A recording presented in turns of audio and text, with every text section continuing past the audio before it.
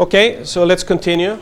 So what we have done now is that we started to model the transmitted data as random. So the bits are random, which means that the transmitted amplitudes are random, which means that the energy for one specific pulse is a random variable. The average transmitted energy per symbol is the expected value of that random variable. And we computed the average energy per symbol, or we would just call this energy per symbol. It is equal to the energy for the pulse shape that we are using and the average energy for the constellation that we are using. So this EA here is called constellation energy.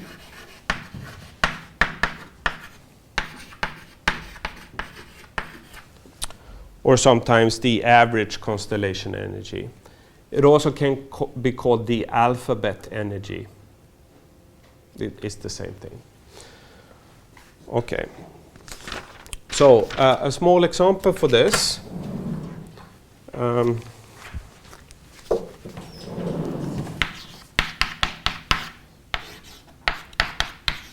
So let's go back to our familiar constellation with 4 points.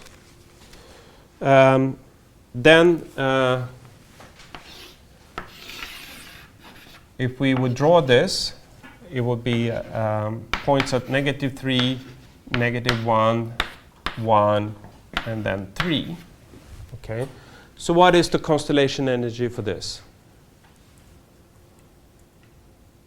Well, what we do is that we take each amplitude, square it, and sum them, and divide by the number of amplitudes.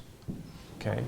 So EA here is simply, there are 4 points, so 1/4 times -3 squared plus -1 squared plus 1 squared plus 3 squared, like this. And this happens to be equal to 5.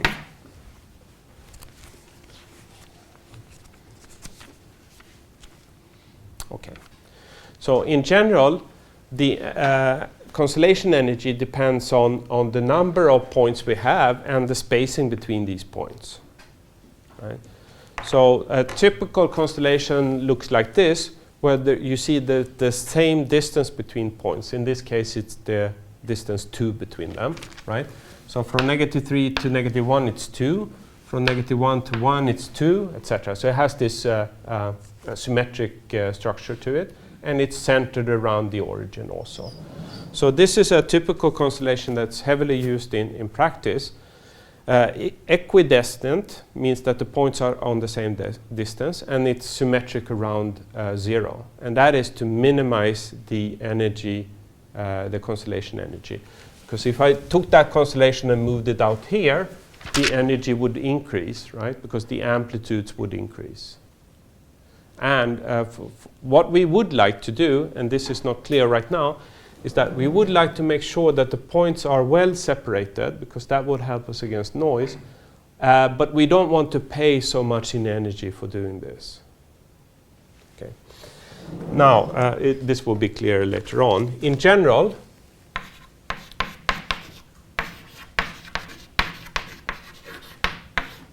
for a Emery equidistant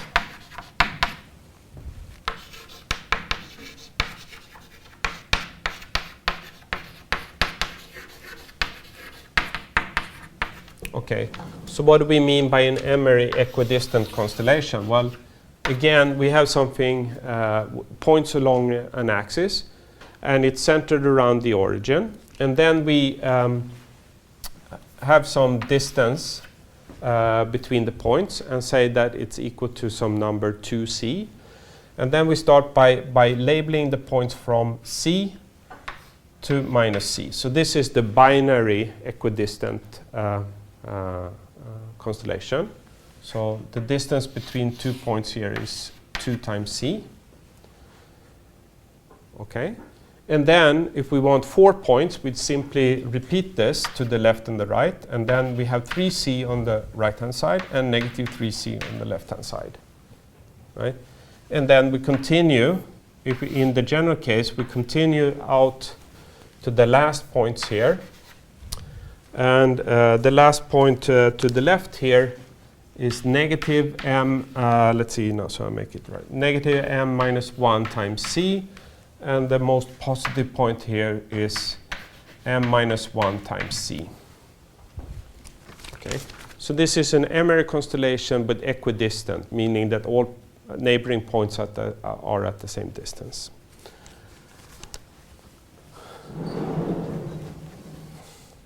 And this one has energy EA. And we just do this, and then instead of specifying the number of points, we have a, okay, I can write this up. It's like, after some simplification, we can write this from, as a sum 2 over m, and then a sum from, for L equals 1 to m over 2. Essentially just calculating the energy for the right-hand side, because the energy for the right-hand side is equal to the energy of the left-hand side, and then divide by the number of points. And in general, it's something like this, is 2L minus 1 times C squared, like this. So this is the distance squared from the origin of the Lth point along the positive side here. So for L equals 1, L equals 2, etc. You can see that that is the case. And I won't bore you with actually deriving what this is, but just, you know, it's you can easily find formulas for this type of sums. And this happens to be, at the end of the day, m squared minus 1 times c squared divided by 3.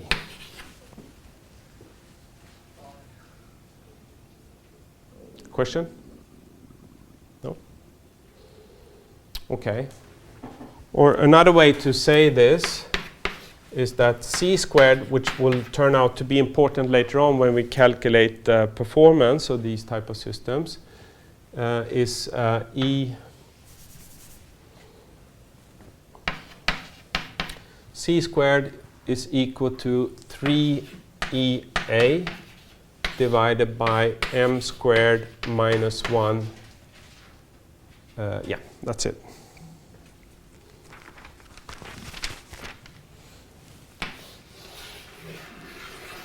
This formula we will use later on. Okay, so I mean, it's pretty clear, maybe, that we would like to have a large distance between the points in order to be robust against noise. We will see that later on. And the way to do that is to increase the energy for the constellation. If we increase the energy for the constellation, that means that we are increasing the product of the constellation energy and EH, which means that we increase the symbol energy. Okay? So if we want large distance, we have to invest in large transmitted energy. Energy is then, we can translate that into power, which means that we have to crank up the transmitted power in order to increase the distance between the points. Okay? So we buy distance by power or energy, essentially the same thing. Okay. So what is the transmitted power? Well, if we know that the transmitted energy per symbol is ES, then we can calculate what is the corresponding power. And the corresponding power has to do with how much energy per time unit we need to invest. Okay?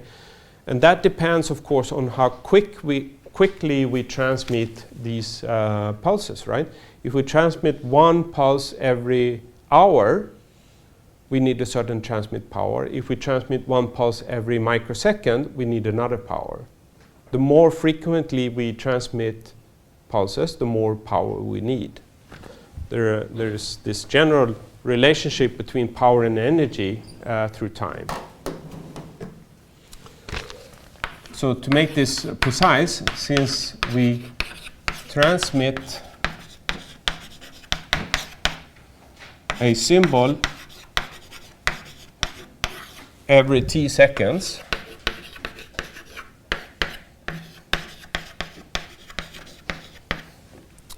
the transmit power, or actually the average transmit power,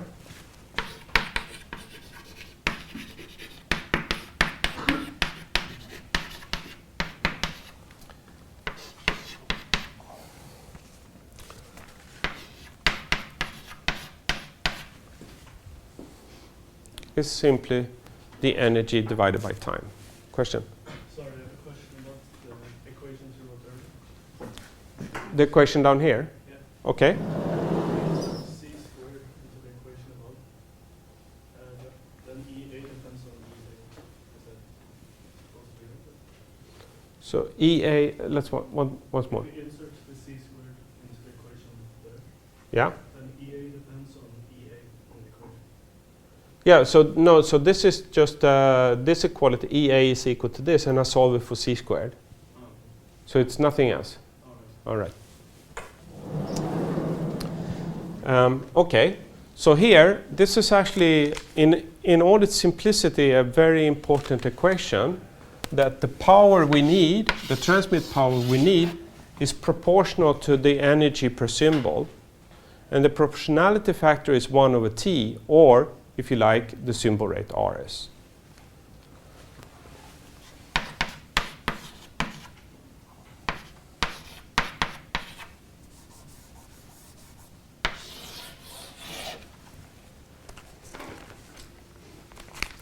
Okay. So,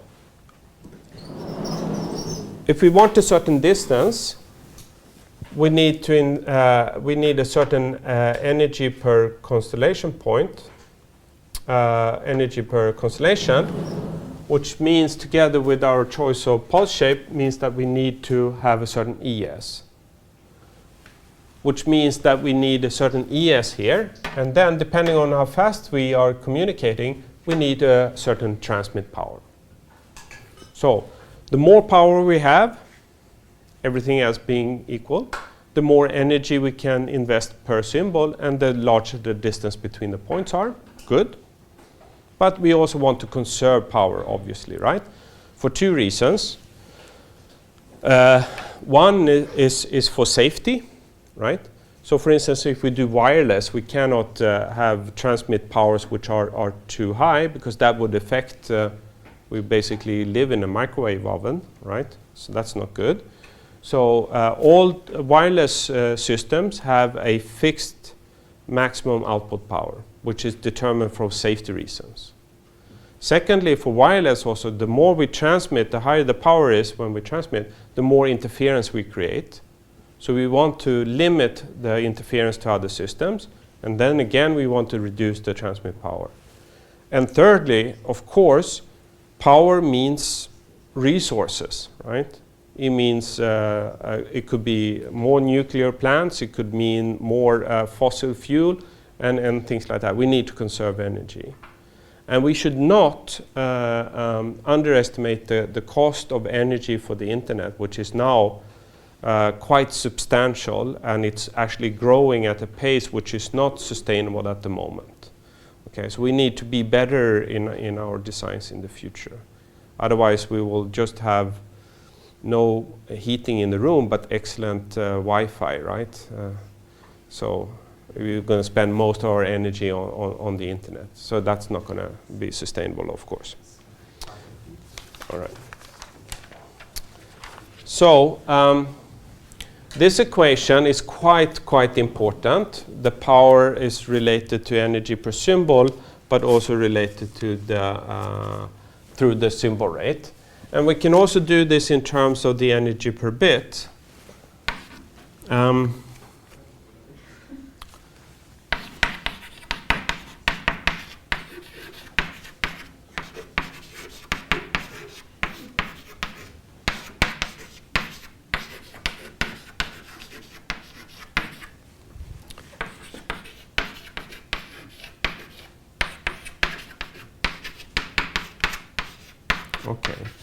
So the energy per bit, what is that? Well, we calculated the energy per symbol, but we also know that each symbol carries a number of bits, right? So we can define the energy per bit as simply being the energy per symbol and divide through by the number of bits each symbol carries, right?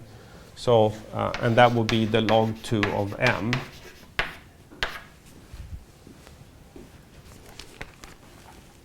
Okay, so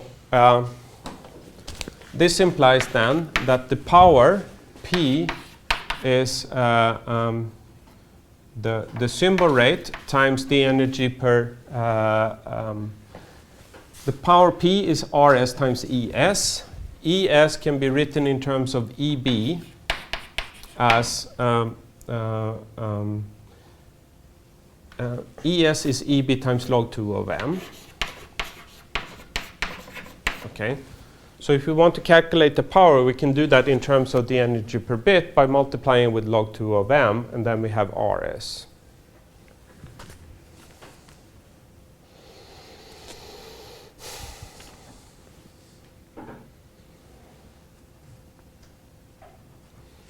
Okay, now the log 2 of m times Rs, do you recognize that number?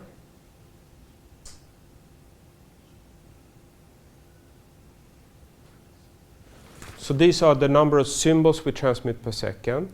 So if you multiply that with the number of bits we transmit per symbol, we get the number of bits we transmit per symbol. So log 2 of m times Rs is the bit rate, the data rate. So we can write this as Rb times Eb.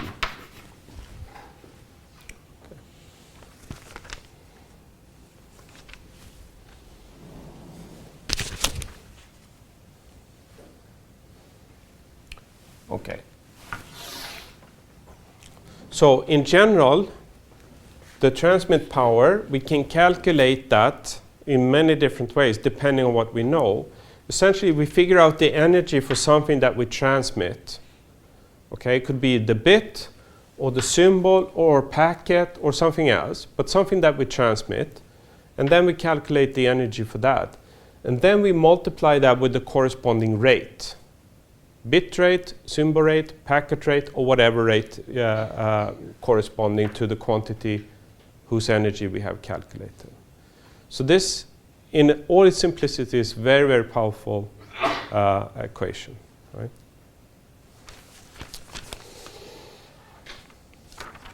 Okay. Questions?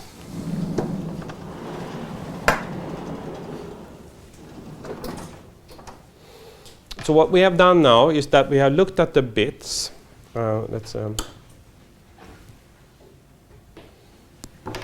have looked at how the bits affects the randomness of this, and then we have calculated what is the energy per symbol in the signal, or energy per bit in that here, and how that depends on the choice of pulse shape and also on the choice of constellation, and the choice of how quickly we transmit.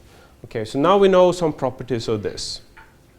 Okay, that's half of the equation. The second half of okay, so what am I saying is we want to calculate what is the probability of error here, in the sense what is the probability that this AK hat here is not equal to this. Okay, and that would depend on, as we will see, on the energy per symbol here. The next thing it will depend on is on the strength of the noise. So what we would do now is that we would model this noise and see how it can be manifested at this point. What is the noise contribution here? What can we say about that? Okay, and again, the noise is something that we model as random. So here it will have a random contribution to zk, and that random noise contribution here is what we want to specify today. Okay, so if the binary random variable is the most simplest random variable we can imagine, this is probably the most useful random variable that if one looks at the whole science or society, right? It's the Gaussian random variable or the normal distributed random variable. And the reason why it's called normal is because basically is that many distributions one look at, experiments and so forth, it tends to be that things are Gaussian. And at the core of this is this theorem called the central limit theorem, which basically says when we take a sum of many independent random things, then the sum tends to be Gaussian distributed or normal distributed. So for instance, if one take the average height of the population of people in Sweden, maybe one should separate men and females. But anyways, if one do that, one see that it has this Gaussian curve, right? Or the grades distribution over, maybe not in a small population like this, in this class, but in a class of maybe 100 people or so, it tends to be Gaussian. Right? So Gaussian random variables are very, very important for two things. One, it's very prevalent. We see them often in nature. And secondly, they turn out to be very, very convenient to do calculations on. So they're analytically tractable. So this is one of the rare occasions where something that we observe in reality is also something that we actually can compute things fairly easy on. So life has been good to us here. Okay, so a Gaussian random variable is notated. So this curly thing here, the tilde, means distributed as. And then when it says n here, it means that it's a Gaussian random variable. This is the mean of it, and this is the variance. So you remember that a Gaussian random variable is determinable by two parameters, its mean and its variance, just as the binary random variable was determined by one parameter, namely the probability that it takes on one particular value. Okay. So we need to figure out mu and sigma in order to specify the PDF, and then we do it like this. This is the Gaussian bell shape. You've seen that a million times, I'm sure. The mu here is the expected value of x. Sigma squared is the variance, so it's x minus its expected value squared, and then the expected value of that. For a Gaussian random variable, according to this, if I take a and multiply with some constant small a, and add b to this, I get another Gaussian random variable. So this is a very convenient thing, right? So we get another random variable here, and it turns out to be Gaussian, with mean given by a times the mean of x plus b.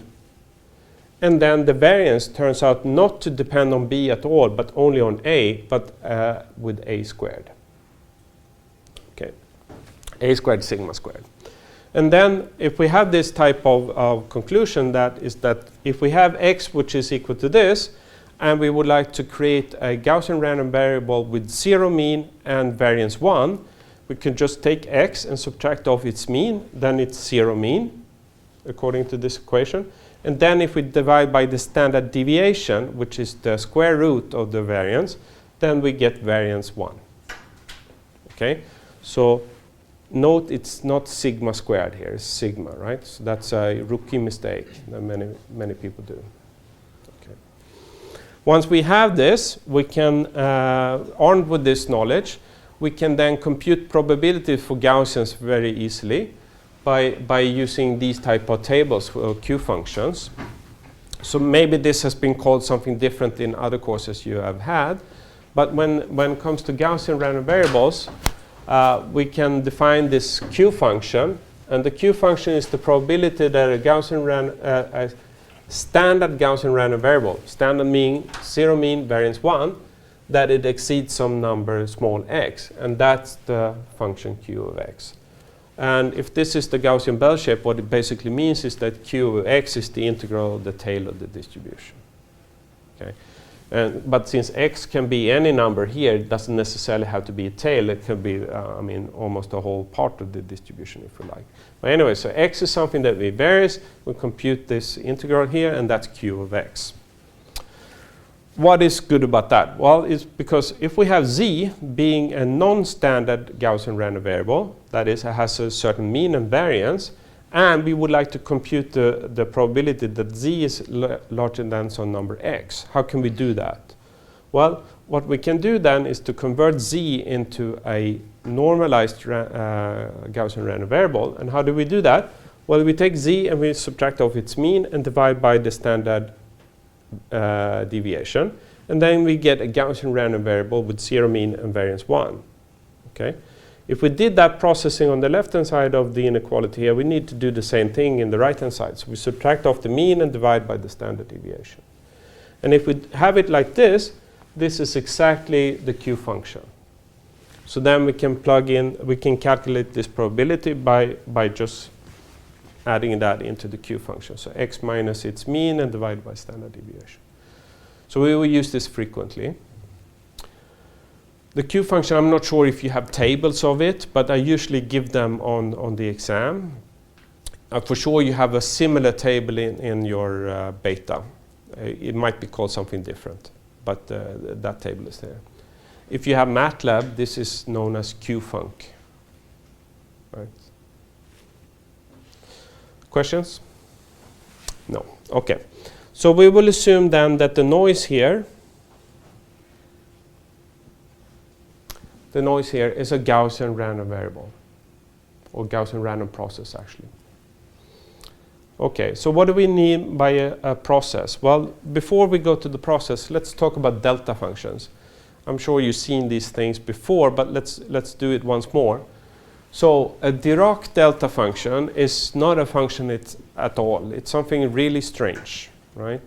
So if one wants to do this mathematically rigorous, one can do that, and that is some effort, but it can be done. We will not be very rigorous when it comes to this, because it has this nice engineering interpretation that we will use instead. So a delta function is an extreme pulse. It's a pulse which has almost zero width and very, very high amplitude. And we can think of that as the limit of a regular square pulse, where we make it very thin, but we make sure that the area under the graph here is equal to 1 for all widths. And how to do that is that we define the width to be some number epsilon, so from negative epsilon over 2 to epsilon over 2, and then the height of the pulse being 1 over epsilon. So when we squeeze the pulse together, the amplitude goes up through the roof, right? And then we let epsilon go to 0, and then we get this extremely thin and very high pulse. And it's very hard to draw, so we draw it as this fat arrow popping up here. This is not mathematically rigorous at all. So don't take this as a mathematical definition of it. But it's good enough for our purposes, so let's use it. The main thing which is really nice with delta functions here is something called its sifting function, or sampling function, you can see, sampling property. So delta functions, first of all, they are dangerous things, but they are well behaved if they are inside integrals. Okay, so we should never let the delta function outside an integral, because then bad things could happen to us. Right? It's like playing with fire, mathematical fire in this case. So let's keep delta functions inside integrals. And if they're inside integrals, they're so nice. Okay, they help us integrate things which looks awful.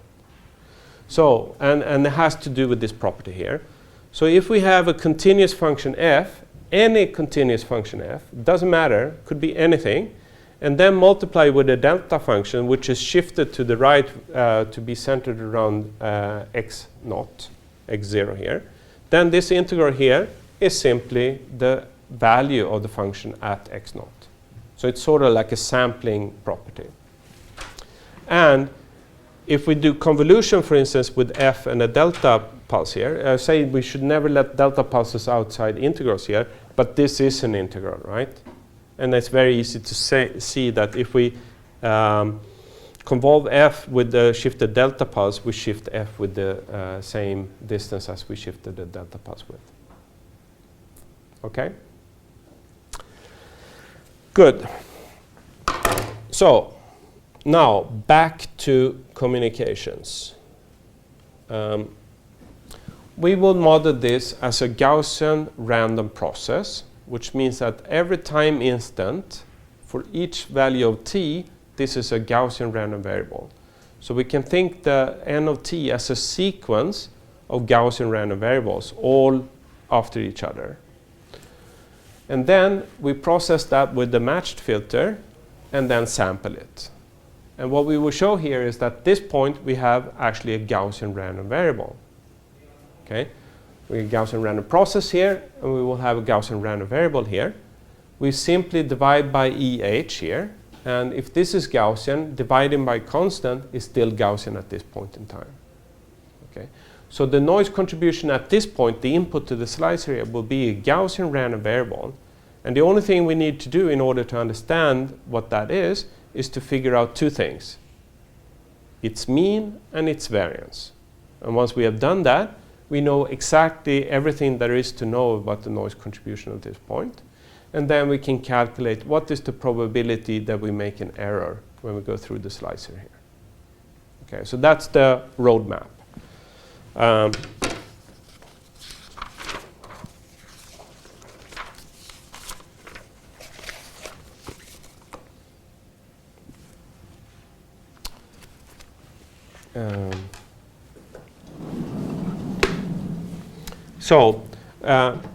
Okay, let's turn on the lights here.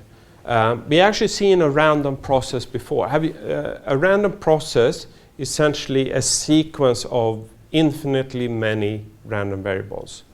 So if we think of here, we have the bit stream here, B0, B1, B, and so forth. It's a sequence of bits, and that together gives us a random sequence or a random process. Right?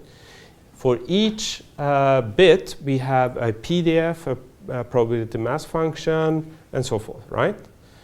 When it comes to the noise, it's the same thing, except now it's a continuous signal, a continuous random process, where for each time instant, we have a Gaussian random variable. Right?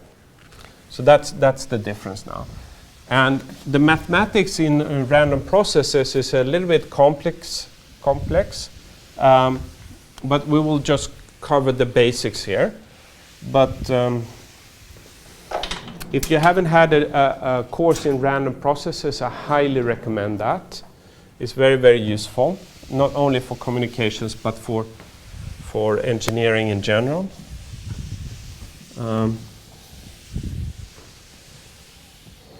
Also, I know that many people feel like random variables and random processes are complicated, and they are in the sense that it takes some getting used to. But once you have gotten used to it, it's such a wonderful tool to have in your toolbox. Okay.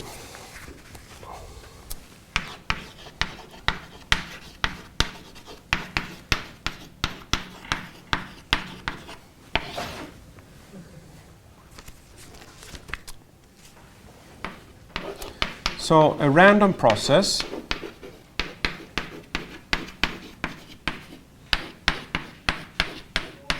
capital X of t. We will have this notation right now. So capital X, if this could be like think of this as a random variable. So capital X is a random variable. And now we have a sequence of these random variables which are indexed by some variable t. A t is a continuous random variable, continuous time. So we have a sequence of these random variables.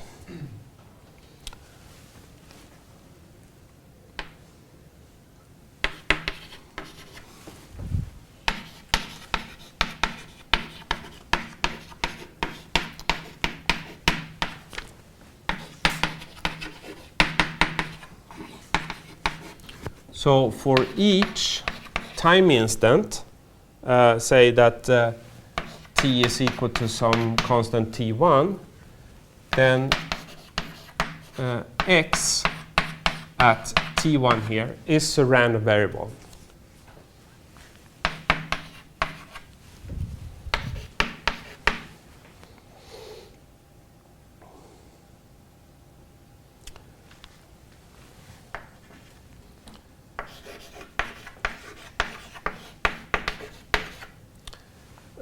We define the mean value function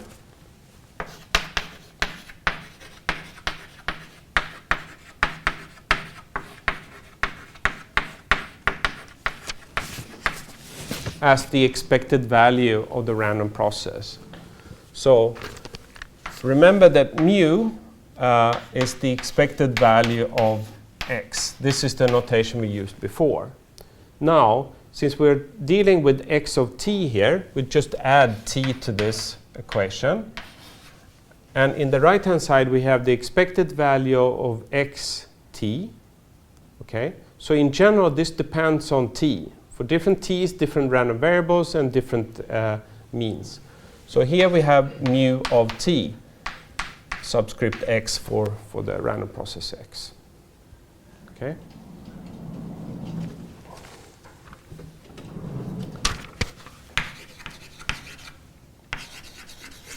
We also define something called the autocorrelation function.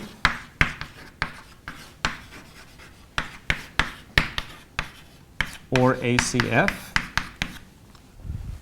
as notation was capital R subscript x, and it's in general a function of two things.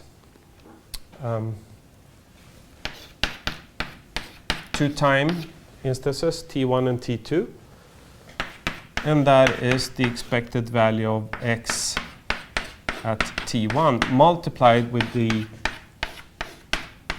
random variable x at t2.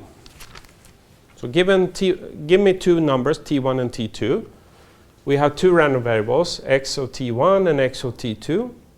We can multiply them together and we get another random variable. The expected value of that is the autocorrelation function. So in general, this depends on t1 and t2.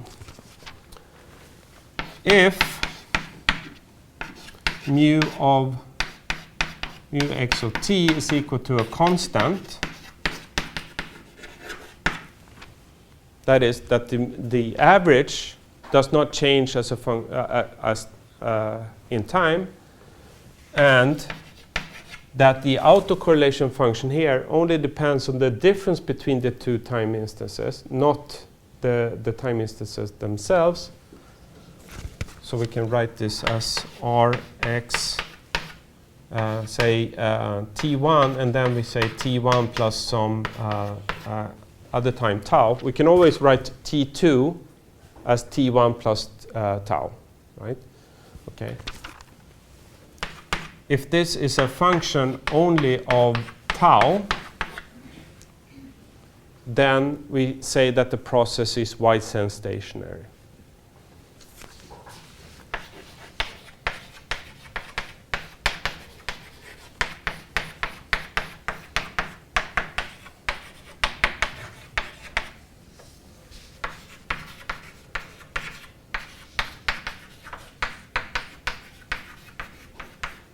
Or WSS for short. So the physical interpretation of a wide-sense stationary process means that the random variables, which are indexed by t here, do not change their statistical properties in time. Okay. So one can say that the noise, for instance, its mean and its variance typically does not change with time. So why should it be? Because, or it's hard to say right now with the knowledge we have, but typically it does not change with time. So we model noise as a wide-sense stationary random process. We also will model it as being white. Okay, and what is meant by white? White means that the engineering interpretation of white being absolutely unpredictable. Okay. So, in math, what is a white process? A white process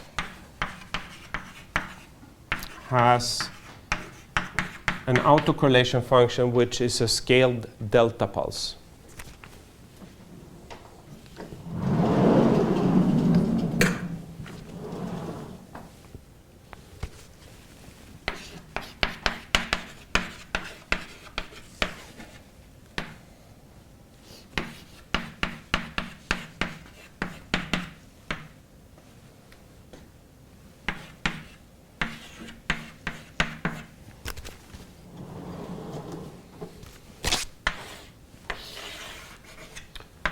So if I would plot the autocorrelation function for a white process as a function of tau, It's simply a delta pulse at the origin.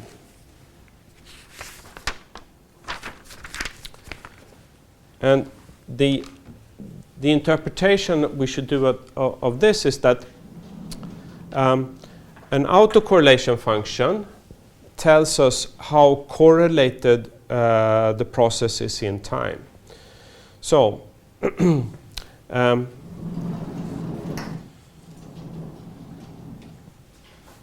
if we look at this equation here, the autocorrelation function as a function of tau is the expected value of x at two different time instances which are separated with tau.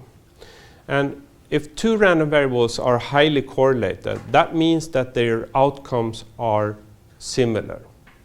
Okay? So if I knew the outcome of one, I could with some probability, with high probability, tell me what the outcome of the other one is. So highly correlated random variables means that they are essentially the same random variable. So they're highly dependent. Okay? The opposite is also true. If we have two random variables which are highly uncorrelated, then they don't depend on each other so much. Okay, so in our interpretation like this is that if we have the autocorrelation function as a function of the time separation here, when tau is equal to 0, obviously we have the same random variable, so it should be highly correlated with itself. But as soon as we space the samples with 1 nanosecond, okay, we have two amplitudes of the noise separated in time by 1 nanosecond. They're completely uncorrelated with each other. Okay, so that's what is meant by this. If we would have an autocorrelation function that would be smoother, maybe something that looks like this, that would tell me that the process is more or less the same under this time intervals. As long as the time separation is less than this, it's highly correlated, so then it's essentially the same. So if we would plot a highly correlated random process, a realization of that, it would have something which is smooth like this, right? So this is one possible realization of it. Noise on the other side is when if we separate 2 points, the amplitude values of these are highly uncorrelated with each other. So that would be something that goes like this. In the extreme case of white noise, there is absolutely no correlation at all, which means that the whole, you can't even draw the graph, right? So if I would draw a typical realization of white noise, it's all over the place. I can't draw it. Okay. And that means that if I knew the value of the noise at this point, it tells me absolutely nothing about what it will be 1 microsecond, 1 millisecond, 1 nanosecond, 1 attosecond after this one. So there is no knowledge in observing noise in trying to say what it will be in the future. So this is the worst kind of noise we can imagine. So let's try to devise a system that can defeat this noise or at least limit its bad influence on us, and then we should probably have a pretty robust design. So we'll continue on doing that tomorrow. I'm sorry I took 5 minutes here. It was not my intention. I got carried away. So all this fun. So I'll see you tomorrow.